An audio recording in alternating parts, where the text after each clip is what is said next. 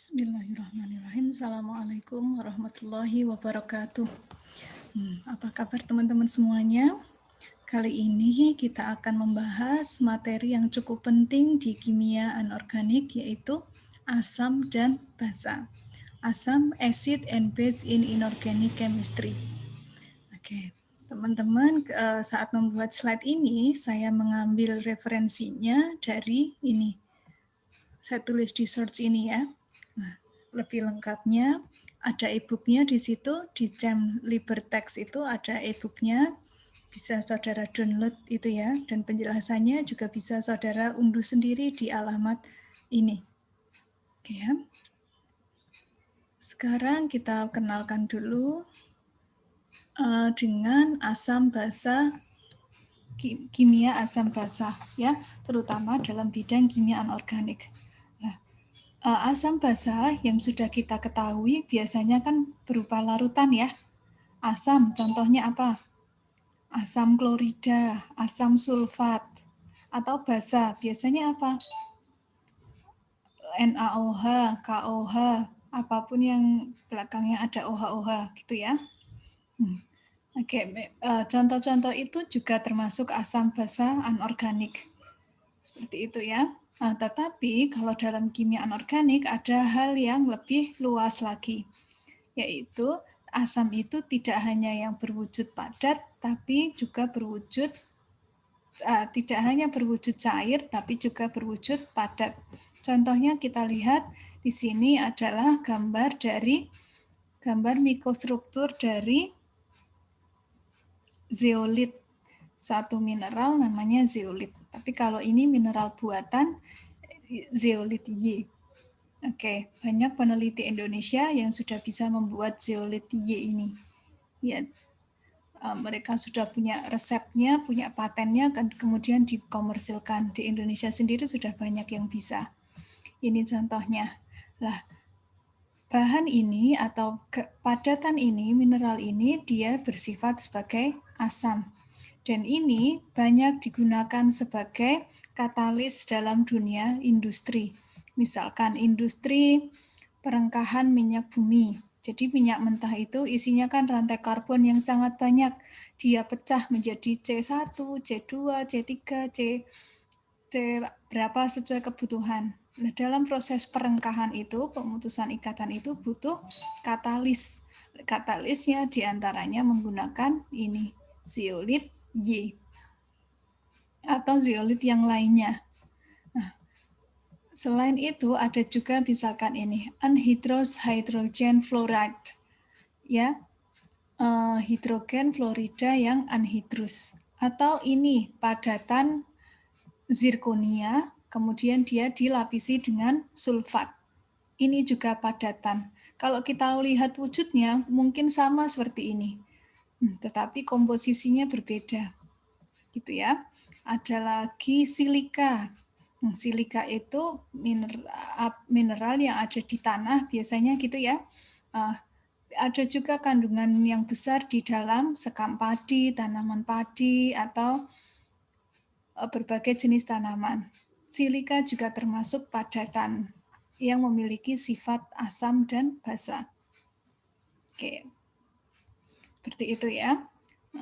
Jadi mengapa kita belajar asam basa dalam kimia anorganik lebih luas dibandingkan di kimia pada umumnya ya. Kalau umumnya asam itu padat, cair, sekarang di anorganik ada asam padat. Kemudian senyawa-senyawa organik kadang seringkali disintesis dengan suasana asam atau basa yang kuat.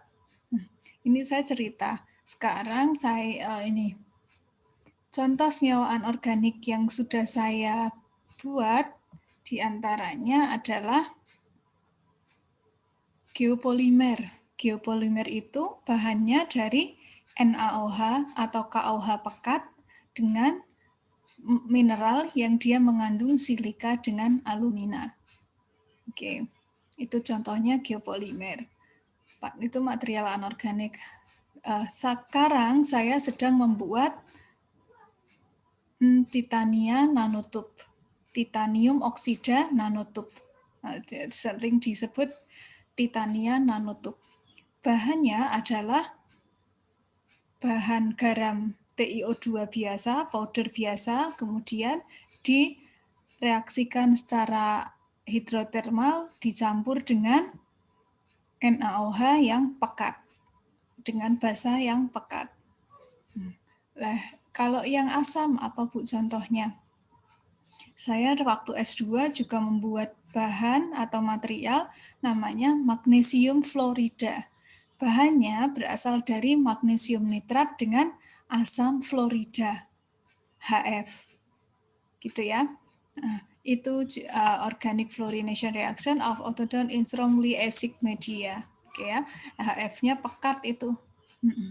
Dulu ketika saya membuat senyawa MgF2 atau garam MgF2 dan saya gunakan sebagai support katalis. MgF2 itu juga termasuk ini padatan asam atau bahkan super asam. Seperti itu ya. Kemudian asam basa kita perlu pelajari di kimia anorganik karena ini biasanya lingkungan asam atau lingkungan basa dari ion logam mempengaruhi stabilitas bilangan oksidasinya. Nah, logam itu contohnya besi. Dia punya beberapa jenis bilangan oksidasi. Misalkan Fe2+ atau Fe3+. Mana yang stabil di antara dua itu? Kita lihat lingkungannya, dia asam atau cenderung basa. Seperti itu. Atau kadang ini saat yang saudara penelitian mungkin seperti itu. Kalau saudara adsorpsi logam berat di suatu perairan gitu ya, misalkan saudara akan teliti apa pengaruh pH terhadap kemampuan adsorpsi suatu bahan. Nah, proses adsorpsi sendiri pada logam tertentu dipengaruhi oleh asam basa. Jadi salah satu variabel yang biasa diteliti ketika meneliti pengolahan atau penurunan logam berat dengan cara adsorpsi, variabel yang bisa diteliti diantaranya adalah pH atau derajat keasaman atau saat kondisi adsorpsi. Itu sangat mempengaruhi. Kemudian di kimia anorganik ada kimia senyawa kompleks atau senyawa koordinasi, gitu ya. Dan itu merupakan contoh senyawa yang memiliki situs asam dan situs basa. Pada logam transisi atau senyawa koordinasi itu, atom pusatnya itu bertindak sebagai asam Lewis. Kenapa? Karena dia menyediakan orbital kosong yang akan diisi oleh pasangan elektron bebas dari ligan. Nah, ligannya itu termasuk basa Lewis. Ya. Jadi reaksi asam basa ini sangat banyak sekali penerapannya di dalam kimia. Nah, beberapa contoh yang tadi saya sebutkan itu beberapa alasan pentingnya asam basa di kimia anorganik. Nah, memang reaksi secara umum itu ada dua jenis, yaitu reaksi asam basa dan reaksi redoks yang banyak kita sering temukan dalam kehidupan sehari-hari. Itu ya, karena itu jadi memang pembelajaran asam basa itu perlu dilakukan. Nah, ini sudah saudara pelajari di kimia dasar ya, tetapi nanti akan kita kenali beberapa hal yang baru tentang asam basa terutama di anorganik. Sekarang kita lihat beberapa teori tentang asam basa. Teori asam basa itu sangat banyak disampaikan oleh beberapa peneliti ya. Nah, bukan berarti satu peneliti misalkan yang awal ini adalah Arrhenius, meskipun dia bukan yang pertama ya. Asam basa itu justru malah dikenal ketika Khalifah kejayaan Islam dulu, Harun ar-Rasyid siapa? Gitu ya, saat masa kejayaan Islam. Jadi ketika itu ada Jabir Ibnu Hayam, ada Khawarizmi, itu telah penemu asam itu mereka diantaranya. Asam nitrat itu yang menemukan kalau nggak salah ada di buku saya yang alkemi itu Jabir Ibnu Hayam. Dulu ada asam sulfat gitu. Tapi ketika itu sepertinya belum ada yang mendefinisikan secara teoritis apa itu asam dengan basa. Kemudian ada pendapat dari Arrhenius tahun 1700-an gitu menyatakan bahwa spesies yang mengandung asam itu, yang asam adalah spesies yang akan menghasilkan H+ ketika suatu zat dilarutkan dengan air. Misalkan saya punya zat HCl dilarutkan dengan air, maka dia akan lepas menjadi H+, gitu ya. Kemudian akan H+ dan Cl-. Karena menghasilkan H+ atau H3O+ gitu ya, maka dia termasuk asam. Kemudian ada basa, berarti kebalikannya, spesies yang menghasilkan OH- when it dissolve in water. Dalam hal tertentu, pendapat Arrhenius ini benar, saudara, dalam kondisi tertentu. Ya, kemudian karena ketika itu hanya keterbatasan dari teori Arrhenius adalah pelarutnya hanya air, padahal dalam kimia pelarut itu kan tidak mesti air. Kemudian harus ada definisi yang lebih umum. Dan itu disampaikan oleh dua peneliti, Bronsted and Lowry. Asam adalah donor proton, H+, ya, ini kalau Bronsted Lowry itu kata kuncinya proton, H+, itu ya. Kalau asam itu berarti donor proton, ya, kemudian basa adalah proton aseptor. Seperti itu. Kemudian pada kondisi tertentu kita tidak bisa mendefinisikan dengan model Arrhenius atau Bronsted-Lowry. Ada pendapat lain oleh Levy yang menyatakan asam adalah spesies yang bisa menerima pasangan elektron. Tadi saya contohkan atom pada senyawa koordinasi, atom pusatnya itu bertindak sebagai asam Lewis. Ya, dia menerima pasangan elektron. Siapa yang memberikan? Ligan. Ya, jadi ligannya bertindak sebagai basa Lewis. Ini kata kuncinya adalah elektron pair atau pasangan elektron. Nah, ini gambarannya, ilustrasinya seperti ini ya. Memang pada kondisi tertentu tepat kita mendefinisikan Arrhenius, pada kondisi yang lain kita bisa mendefinisikan asam basa sesuai teori Bronsted-Lowry, pada kondisi yang lain bisa juga kita gunakan Lewis. Dan ini seperti bola salju yang terus menggulung, lama-lama semakin besar.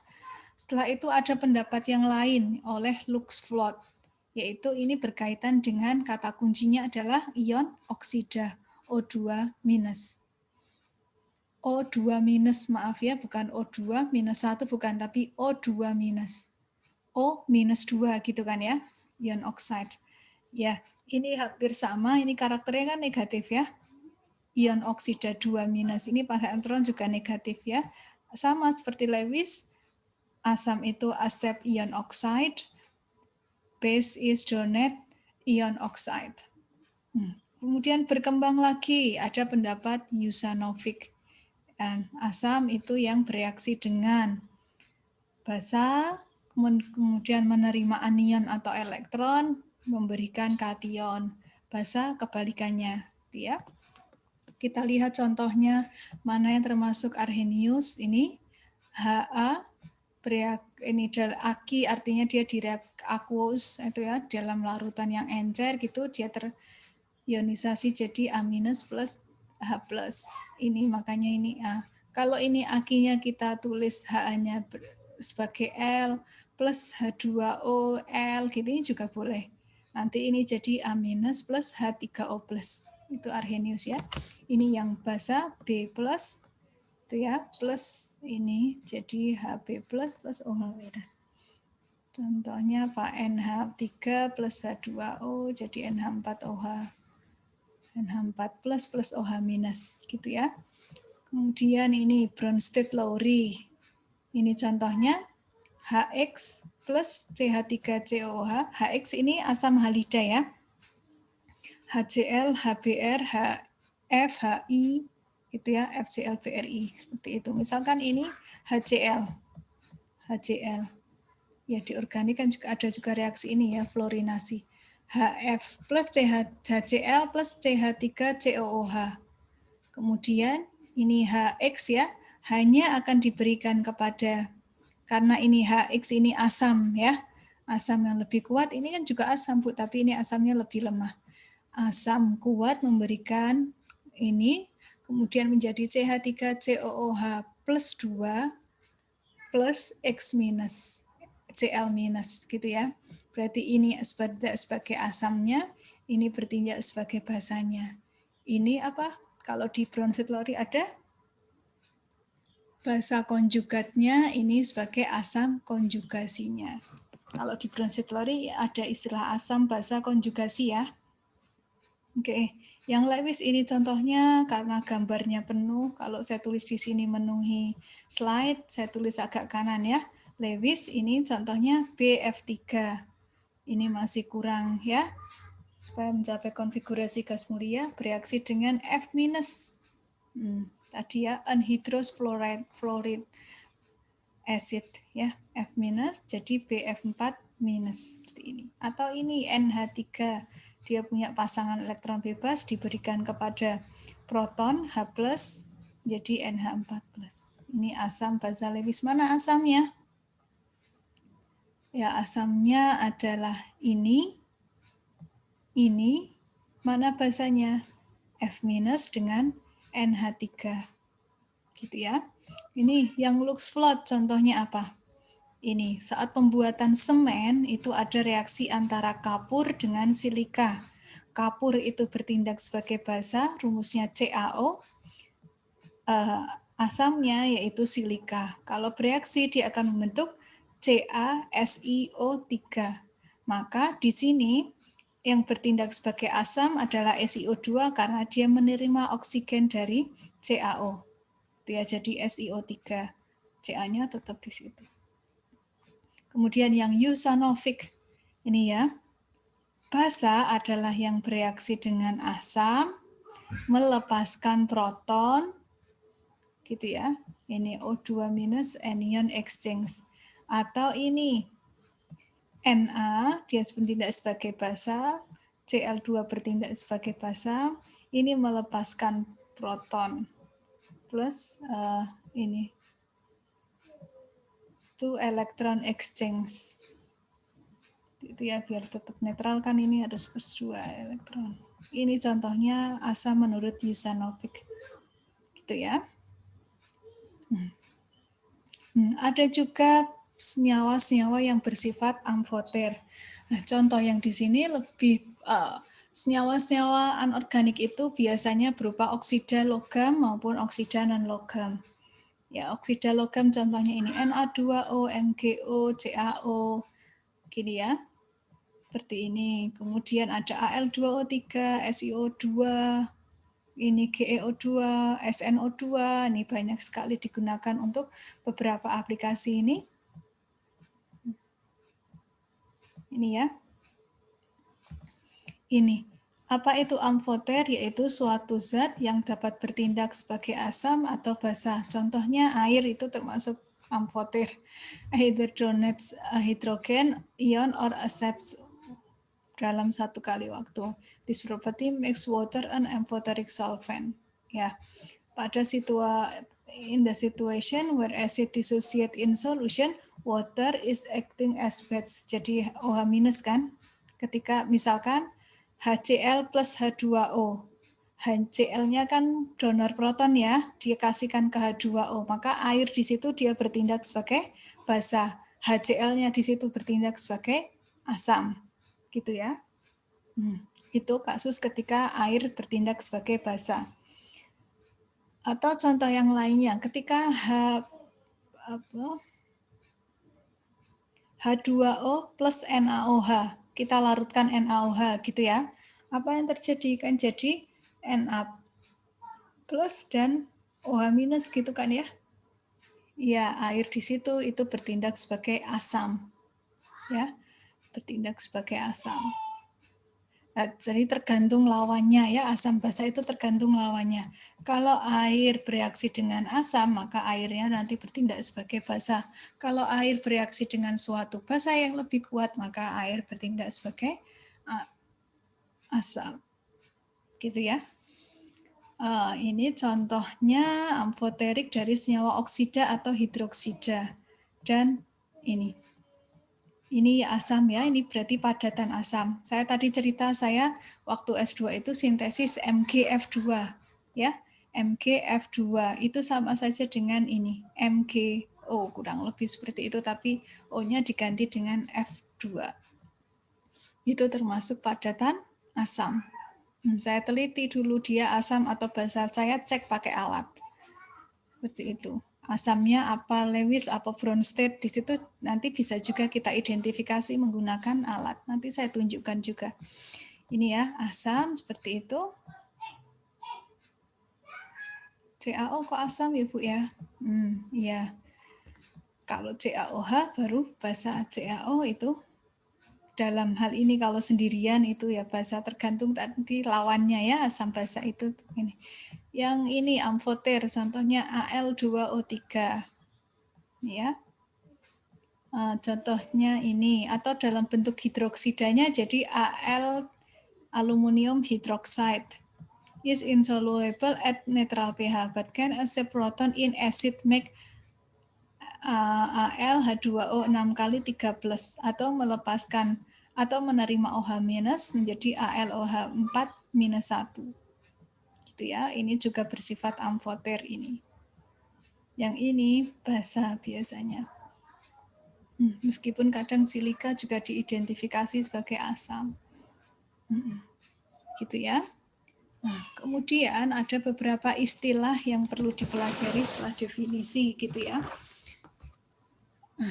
Ini tadi air kadang bersifat sebagai asam, kadang air bersifat sebagai basa. Gitu ya. Padatan amfoter kita lihat ketika dia sebagai asam. Gitu ya. Ketika lihat ini contohnya HCl plus H2O menjadi Cl minus plus H3O plus.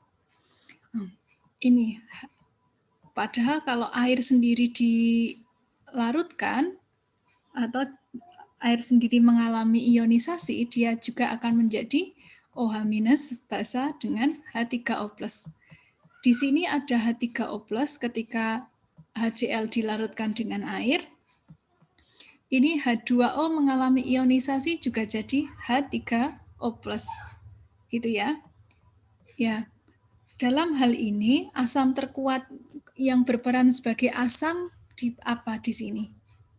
HCl atau H3O plus kalau di dalam sistem ini.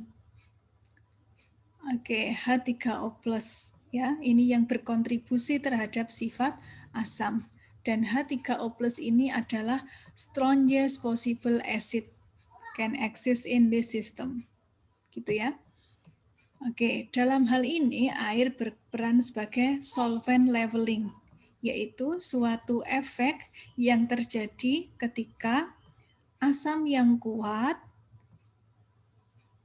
ditempatkan pada suatu pelarut seperti air. Tetapi tidak mesti air gitu ya. Ketika suatu asam kuat ditempatkan dalam atau direaksikan dengan suatu pelarut seperti halnya air, maka air di sini bertindak sebagai leveling solvent. Mengapa? Ini strong acid donate their proton to the solvent. Asam kuat akan mendonasikan protonnya. Ini kan ya, HCl donasi protonnya ke H2O, nanti jadi H3O+. Ini ya, HCl, dia donor proton, sini ya. Bentar. Ada pen. Ya, oke. Ini memberikan namanya ke sini. Oke. H2O. Sekarang dia akan jadi produknya adalah ini. Ya. Oke. HCl berarti di sini kan dia sebagai asam ya, karena dia donor H+. Donor H+, berarti di sini sebagai asam.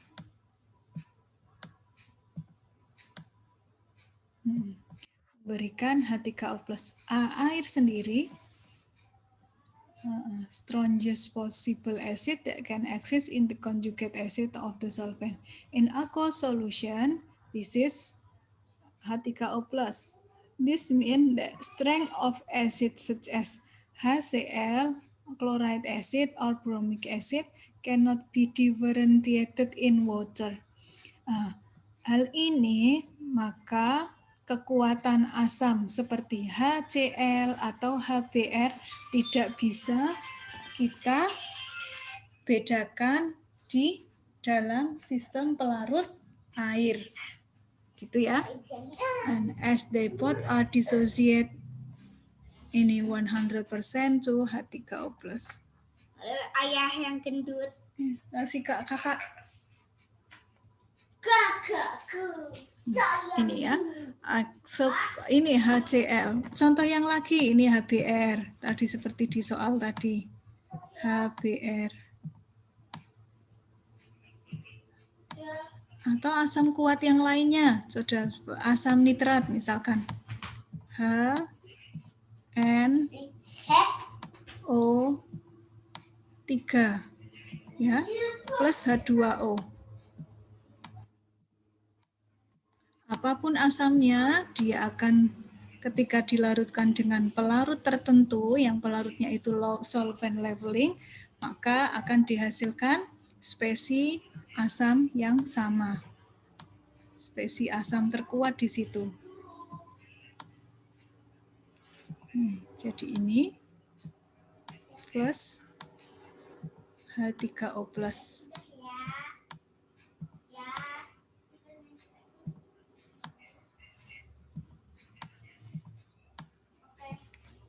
Gini kan ya, ini asam kuat, HBr asam kuat, HNO3 juga asam kuat. Tetapi ketika dilarutkan dengan air, dia sama-sama menghasilkan H3O+, sehingga tidak bisa dibedakan, cannot be differentiated in water as they both are dissociated, karena dia terionisasi sempurna atau 100% membentuk sama-sama H3O+. Sehingga H2O di sini inilah yang disebut dengan solvent leveling. SL, solvent leveling di sini.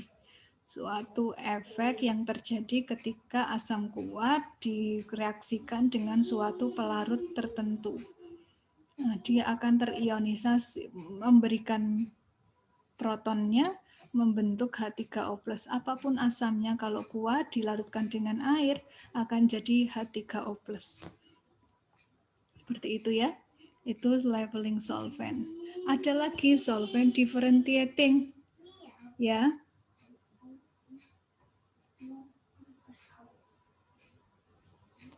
Ini.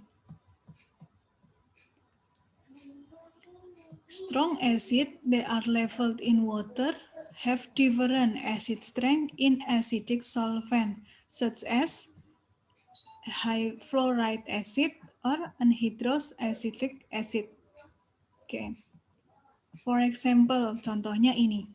CH3COOH. Atau ketika ini. Disosiasi HX dalam pelarut asam asetat. HCl boleh, HF boleh di sini, dia akan mengalami disosiasi dalam pelarut asam asetat. Involves di dalam prosesnya melibatkan protonasi solvent dan membuat asam konjugasinya dan basa konjugasinya yang berupa anion X. Oke. Karena asam konjugat CH3COOH2+ ini lebih asam yang lebih kuat daripada air dan anion X- sekarang menjadi basa yang lemah di dalam ini CH3COOH.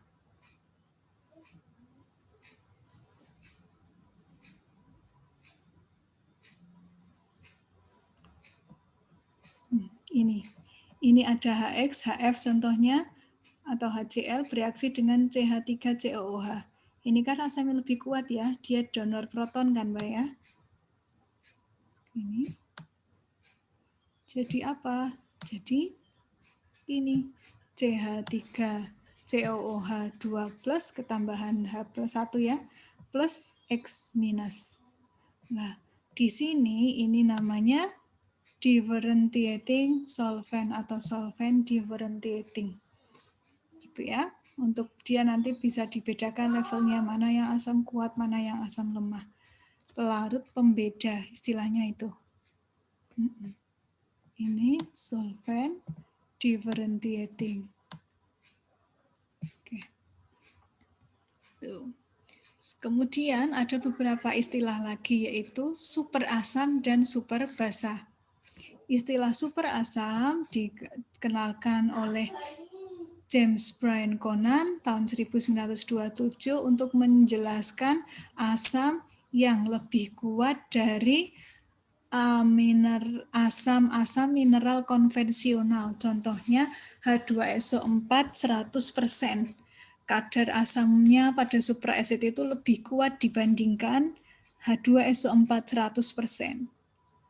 Oke. Ada juga yang menyebutkan ini magic acid, so named for its ability to attack hydrocarbon by mixing antimony pentafluoride ini and fluorosulfonic acid. The name is coined after candle was placed in sample or magic acid. The candle dissolved. Ya. Apa ini lilinya larut, showing kemampuan asam untuk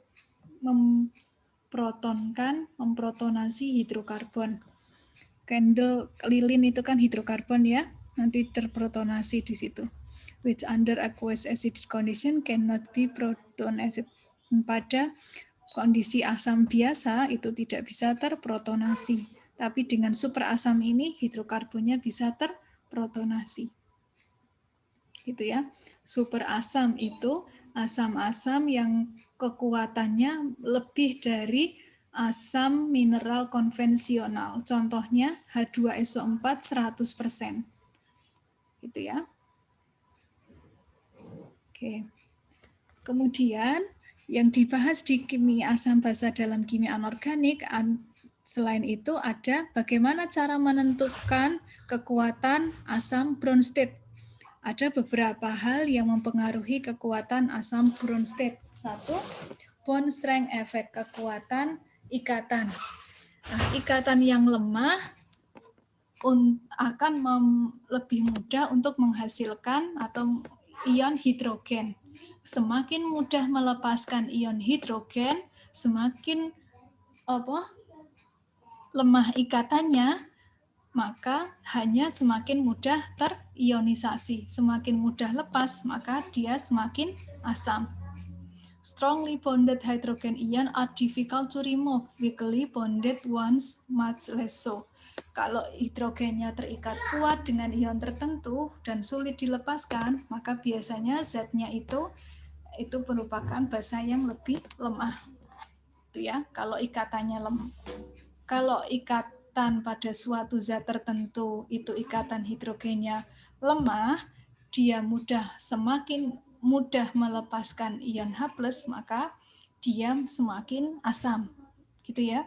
Jadi bond strength effect ini kesimpulannya adalah semakin mudah atau tidaknya melepaskan ion hidrogen.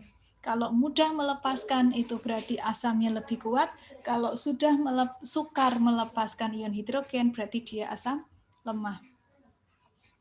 Contohnya HF, HCl, HBr, HI gitu ya. HF itu hanya terikat kuat dengan F-nya. Sementara HCl hanya terikat lemah dengan Cl-nya. Sehingga HF dan HCl lebih kuat mana? Lebih kuat HCl dibandingkan HF. Gitu ya. Kemudian inductive effect. Inductive effect involves the donation of withdrawal of electron from an atom or a group connected to electrons. Ya, ada istilah namanya asam oksi. Asam oksi. Saya tulis di sini ya, karena ini asam oksi. Asam oksi itu apa? Asam yang mengandung oksigen. Ya. Senyawa asam yang dia punya atom oksigen. Banyak ya contohnya ya. HNO3, H2SO4, gitu kan ya. HNO3, H2SO4. Coba kita lihat.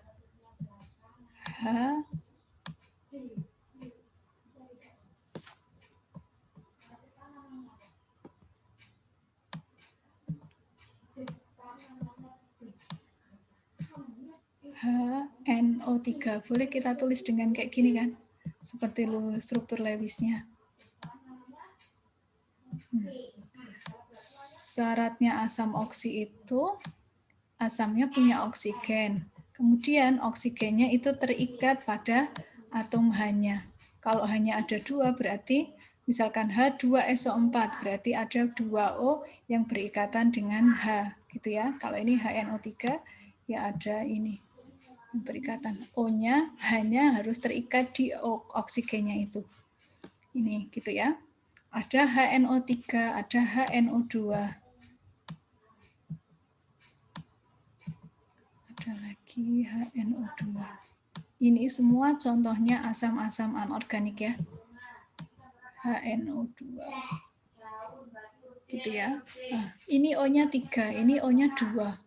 Gitu, mana yang lebih asam? Ya, semakin banyak oksigennya di sini, semakin banyak oksigennya di situ, maka ini ada efek induktif efek. Ini di sini akan lebih kaya elektron di sini. Jadi nanti dia polarisasinya lebih besar. Ini parsial positif. Yang ini semakin positif, yang ini semakin negatif gitu, sehingga karena apa? Atau elektronnya itu yang digunakan bersama ini terdistribusi lebih berat di sini, sehingga hanya yang ini lebih lepas. Semakin banyak O-nya, maka hanya akan semakin mudah lepas, dan tadi kalau semakin mudah lepas maka semakin asam. Gitu ya, itu induktif efek. Ini elektron density-nya di sini, electron donating group increase electron density. Ini ya, elektron density-nya di sini lebih kaya, sehingga ini hanya lebih lepas. Contohnya selain HNO2, HNO3 apa? HClO4, HClO3, HClO2 itu juga asam oksi ya. Semakin kaya apa? Oksigennya maka semakin asam. Kemudian ada electronegativity effect, ya, especially acid using conjugate base principle. The more stable of acid conjugate base, the stronger Bronsted acid. Kalau basa konjugasinya semakin stabil, maka asam Bronsted-nya semakin kuat, gitu ya. All reaction in theory reversible. So when considering property of an acid to donate hydrogen ion, it can be helpful to look at reverse ini. Kemudian size effect on bond strength and charge delocalization. Tadi ya, size effect. Tadi contohnya masih sama seperti tadi. Kita bandingkan dengan HCl dan atom-atom di bawahnya. HF ini pengecualian dari asam halida. Kalau yang lainnya asam halida itu kuat, HF asam yang lemah sendiri. Mengapa? Nah, kalau H plus ukurannya sama, maka yang membedakan kan anionnya ya. F itu ukurannya lebih kecil dibandingkan nih Cl.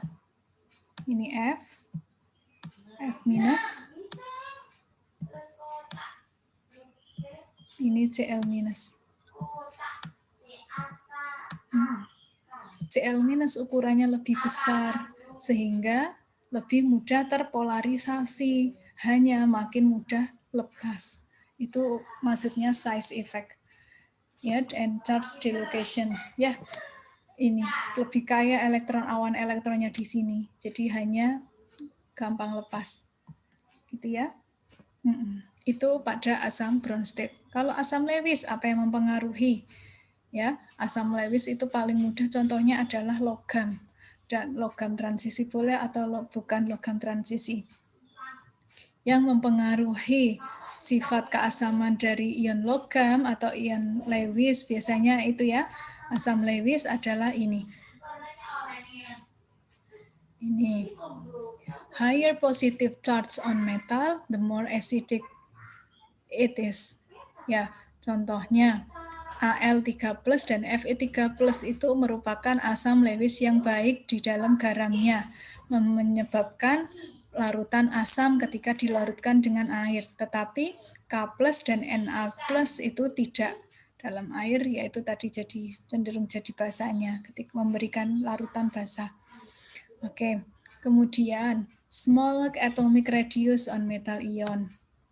Smaller atomic radius, more acidic ini. Contohnya ini, Al3+ ini dari atas ke bawah ya. Ia jari-jarinya semakin besar, sehingga kekuatannya yang paling besar, kekuatan asamnya adalah Al3+. Ini, for transition benthic ion, more electronegative metal tends to make stronger acid. Nah, contohnya ini W dengan AU, so metal near in the part of periodic table are good Lewis. Ya, more electronegative metal tends to make stronger Lewis acid. The electronegativity has maxima at W and AO in pada baris ke-5 ya. Pada periode kelima. So metal ioniers in part of the periodic table are yang lebih berdekatan dengan unsur W atau AU itu berarti semakin kuat. Nah, contohnya apa? Zn bawahnya itu Hg atau apa Ag dengan Cu. Mana yang lebih asam? Ag ya. Ya, karena Ag lebih elektronegatif dibandingkan Cu. Gitu ya. Ada istilah lagi dalam asam basa yang penting, dan tadi saya berikan contoh ketika saudara misalkan nanti risetnya tentang absorpsi, ada variabel asam basa, pengaruh pH terhadap sifat atau kemampuan absorpsi suatu bahan atau material. Nah, untuk menjelaskannya seringnya kita pakai ini. Harusnya ngarah ke sini, tetapi seringkali mahasiswa lupa atau tidak tahu kalau diarahkan ke sini. Ya, Lewis acid and base can be classified by designing them as hard on soft. Ini pengembangan dari asam basa Lewis ya. Ada istilah asam keras dan asam basa lunak. Yang keras itu apa? Hard acid and base have a high charge. Muatannya besar, ini Fe3+, Al3+. Positive for acid, negative for base. Ya, O2-. Ya, high charge. Ini misalkan. Two ionic radius ratio along the high oxidation state. Hard acid are not very polar, tidak bisa terpolarisability atau sukar terpolarisasi dan memiliki densitas muatan yang tinggi. Gitu ya. Thus metal ion with high positive charge and smaller ionic size tend to be hard acid. Ini high positive charge, small ionic size. Itu hard acid. Oke ya. Early transition metal ion in 3D series tend to be hard Lewis. Oke. Kemudian yang soft acid kebalikannya ya. High charge berarti ini low charge to radius ratio. With low oxidation state. Kalau ini higher oxidation state. Kalau ini mudah terpolarisasi. Gitu ya. Ini mudah sekali terpolarisasi.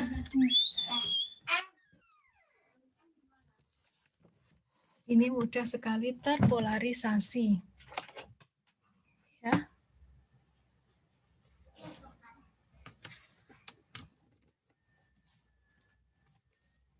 Imine S2 mean a soft base and low charge density metal. Low charge ini contohnya tadi Ag. Ya. Ya, low charge density transition metal and considered soft acid.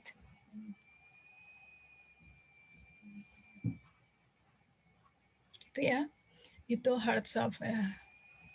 Tetapi acid and base are not strictly hard or soft, with many ions and compounds being classified as intermediate. Ini contohnya. Ini yang orange adalah hard, yang kuning intermediate, yang ini soft, yang biru ini soft. Gitu ya. Ini yang HSAB for base, ini for acid ya. Ini for base. Ini adalah basa yang keras, intermediate, ini basa lunak. Gitu ya. Ini yang mengklasifikasikan asam basa keras lunak ini menurut klasifikasi Pearson tulisannya, ya. Kemudian apa manfaat dari mempelajari asam basa?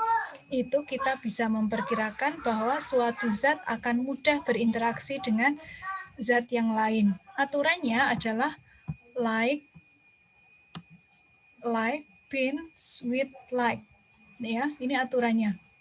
Hard acid interact more strongly with hard base. Ini hard acid interact with hard base. Kok nggak asam pasangannya lunak gitu? Tidak seperti itu ya di sini ya. Yang keras ketemu yang keras, asam keras ketemu dengan basa keras, asam lunak berinteraksi dengan basa lunak. Itu aturannya. Ini contohnya adalah proses saat menambang AU ya. Ini ada gold mining, separate small flakes from AU from large volume of sands and other oxides. Ini ada di mana ini Romania.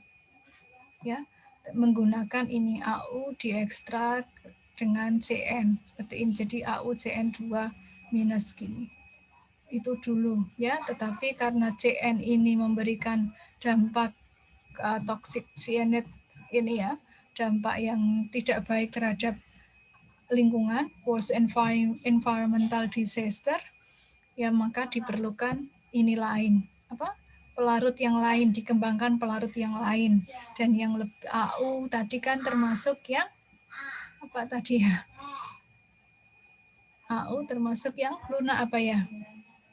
AU ini soft ya. Maka untuk selain CN ini AU di sini kan soft ya.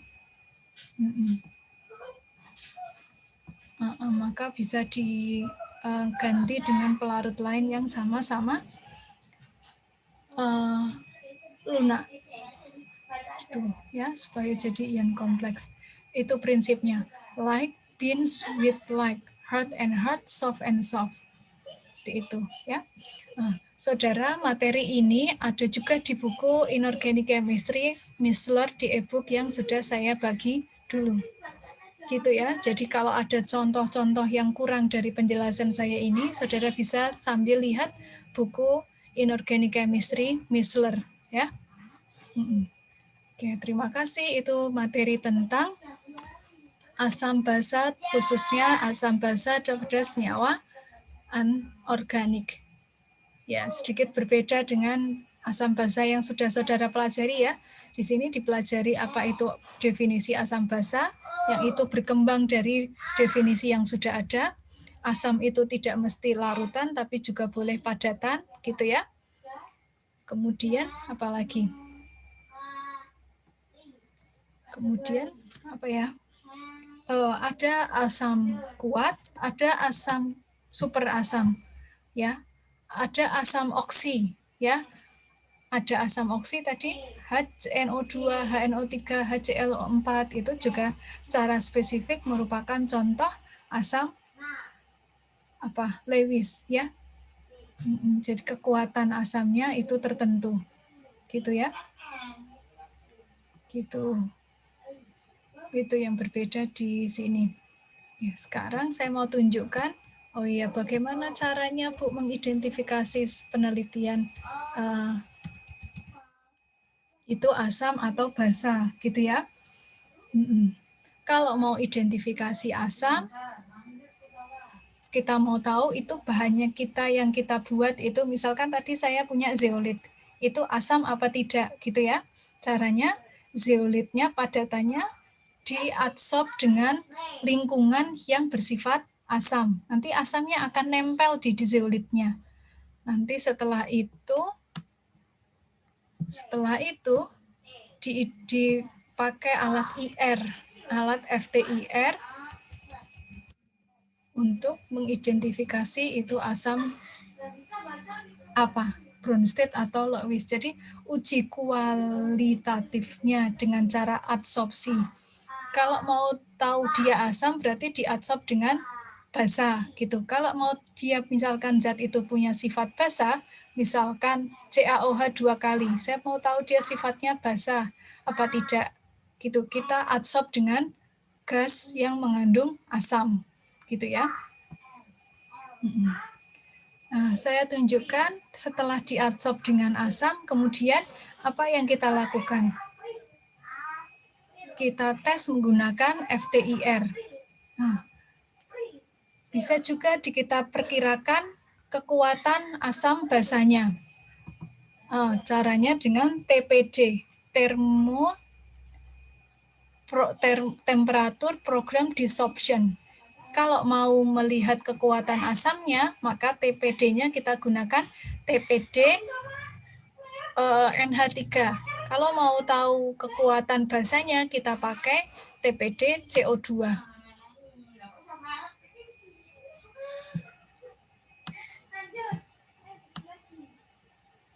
Ini sebentar. Saya mau tunjukkan di mana di bab 2-nya dulu ya. Percobaannya adsorpsi ionpiridin dulu.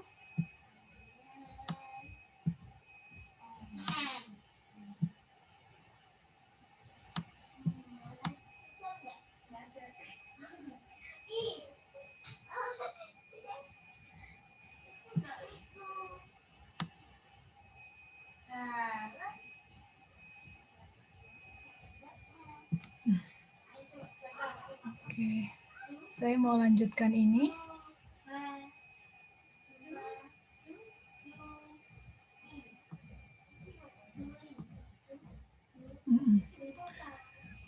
Kan tadi asam di anorganik itu tidak mesti larutan, tapi juga padatan. Bagaimana mengukurnya? Ini adalah cara mengukurnya.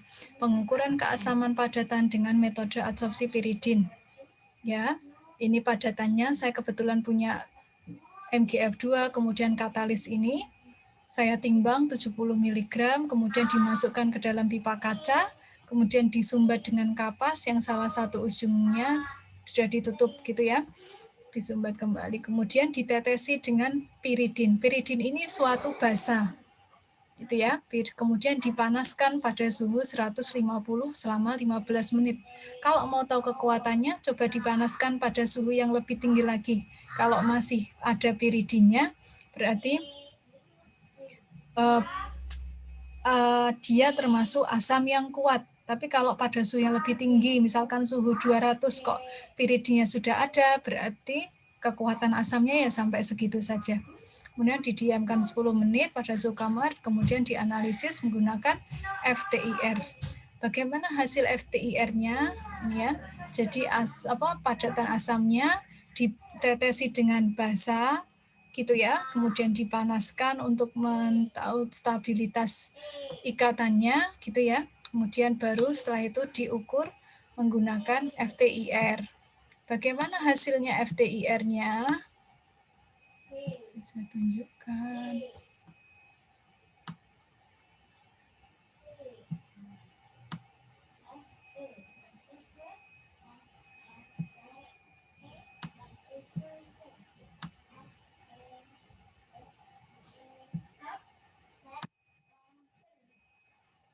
Ini dia. Ini hasilnya tadi ketika sudah diberi piridin, dipanaskan, kemudian hasil yang sudah itu yang sudah suhunya sudah turun ya, sudah dingin, kemudian baru dianalisis dengan FTIR, kemudian kita ukur. Di sini muncul puncak tertentu pada bilangan gelombang 1550-an. Gini ya, kalau muncul panjang spesifik di situ, berarti dia termasuk asam Bronsted. Kalau muncul puncak spesifik di sini. Kalau ini misalkan munculnya puncak di daerah 1450-an, maka puncak ini adalah puncak Lewis. Nah, ini bahan yang saya preparasi itu termasuk apa namanya? Gitu. Ini cenderung ke asam Bronsted. Ada Lewisnya tapi kecil, lebih dominan asam Bronsted-nya. Gitu ya. Itu contohnya cara menganalisis asam, identifikasi jenis asamnya. Pertama uji kualitatif dulu ya, asam atau basa. Kemudian jenis asamnya apa? Kalau mau tahu kekuatannya, tadi suhu 150 itu divariasi suhunya, kemudian diukur spektranya seperti apa. Lebih spesifik lagi pakai alat namanya TPD, temperatur program desorption. Artinya pada temperatur berapa amoniak itu akan terdesorpsi, pada temperatur berapa CO3 itu akan terdesorpsi. Kalau temperaturnya makin tinggi berarti makin asam atau makin basa. Itu. Demikian materi asam basa di kimia anorganik. Demikian semoga bermanfaat.